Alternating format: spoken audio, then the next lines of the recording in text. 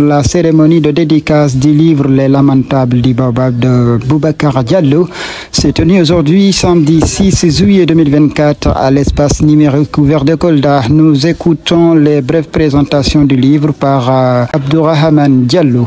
Le livre Les Lamentations du Baobab. Lamenter, que veut dire lamenter? Se lamenter veut dire quoi? Se plaindre. Il y a des problèmes, on n'est pas content, on se plaint. Mais la plainte peut être une plainte lancinante. Donc, dans le livre, il y a les lamentations du Baobab. Parce qu'en réalité, il n'a pas écrit un roman.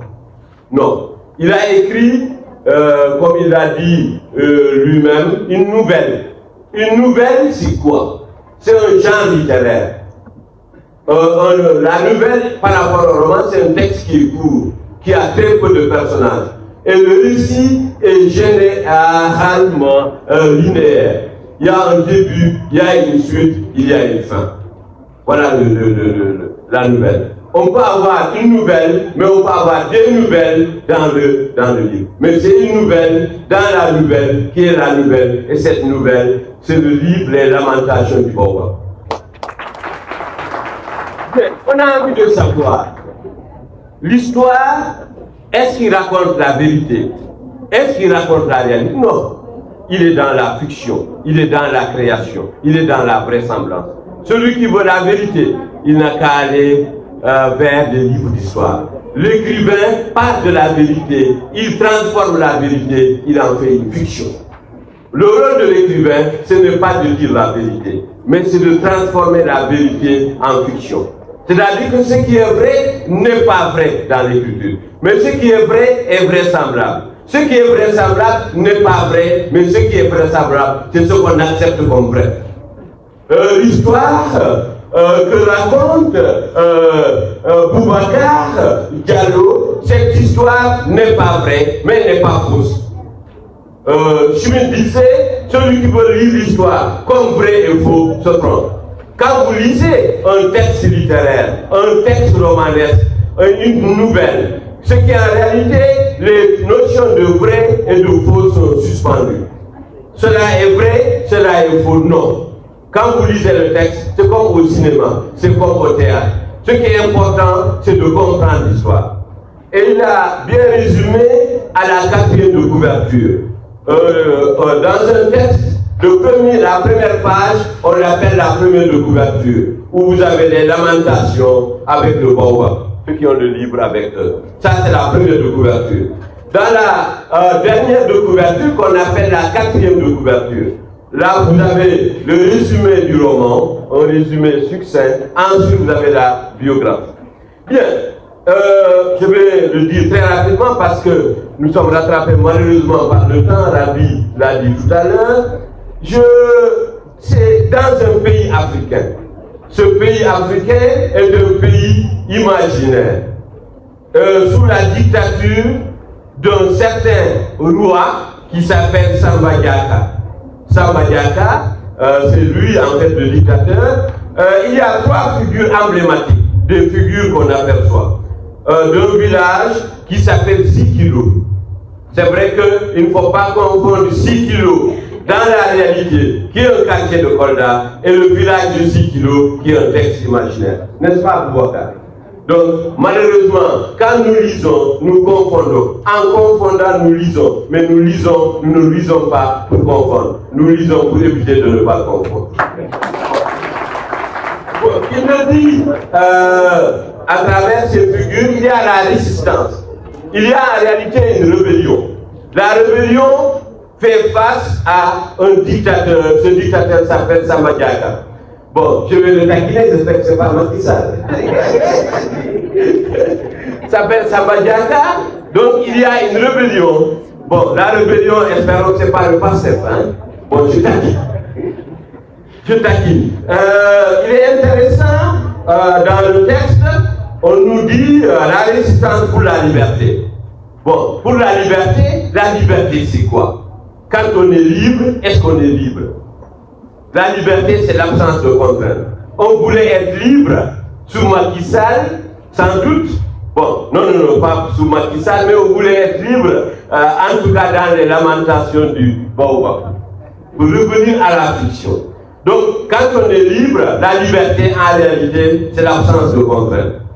Bon, n'oubliez pas le titre Baobab, parce qu'en réalité, M. Diallo est un sociologue. Le Baobab, c'est un arbre mythique. Il est centenaire.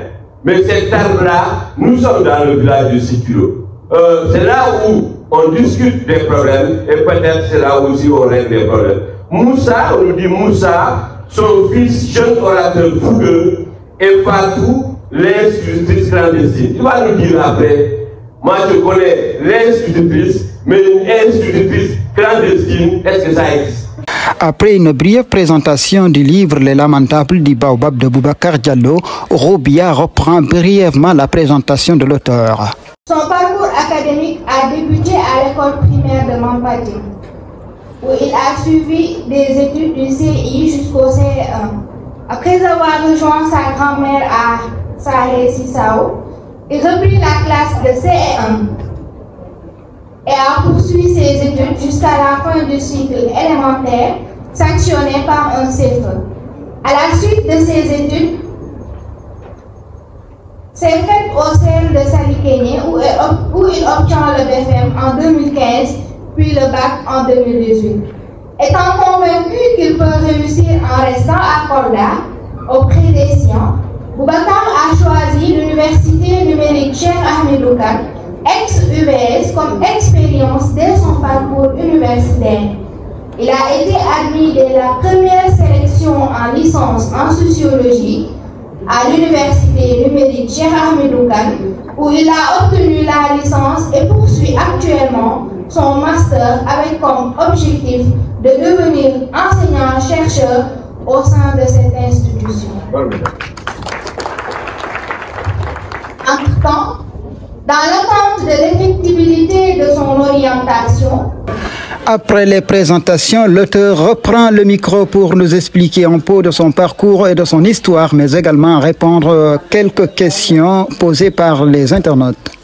La plupart, on dit, ceux qui sont éduqués par leur grand-mère sont des enfants gâtés.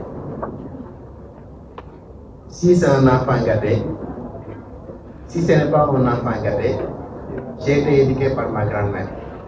Et c'est avec fierté aujourd'hui que je me tiens devant vous pour parler d'elle. Parce que si je suis arrivé à là où je suis, je ne peux pas dire que je l'ai fait sans elle. Ma grand-mère, c'est une inspiration pour moi. Imaginez, il y a quelques années, j'ai grandi au village où j'ai fait tout mon cursus de la CI, je peux dire, jusqu'en classe de CM2. On savait que quand il y avait une chaîne à musique à côté, tous les enfants étaient contents parce qu'ils disaient qu'aujourd'hui j'allais sortir. Attendez-vous au contraire pour moi. Moi je me disais que c'est aujourd'hui que je vais profiter. Profiter de quoi? On me disait que j'étais très collé à ma grand-mère. On me disait que je ne la quitte pas de l'œil. Moi je la disais que c'était ma maman. Je me dis, ce serait judiciaire d'écrire. Voilà la première chose d'où vient l'inspiration pour répondre à une de vos questions. La cérémonie a été clôturée par des témoignages de différentes localités et des amis et bien d'autres témoignages. Nous écoutons quelques-uns. Son amour pour le travail, sa persévérance, à chaque fois il veut découvrir des choses. Vraiment ça, je l'admire beaucoup. J'admire beaucoup ça. Je veux que lui dire merci pour tous ses amis passés avec lui, à Lono, à Kolda, et merci. Monsieur Boubacar Diallo. Je ne vais pas reprendre le témoignage de certains, mais je vais juste apporter mon grain de sel. Et j'ai été ravi que la maîtresse de cérémonie c'est une dame. Je pense que la marraine aussi c'est une dame. Et c'est vraiment un très bon exemple. C'est un modèle. Je remercie la dame pour nous.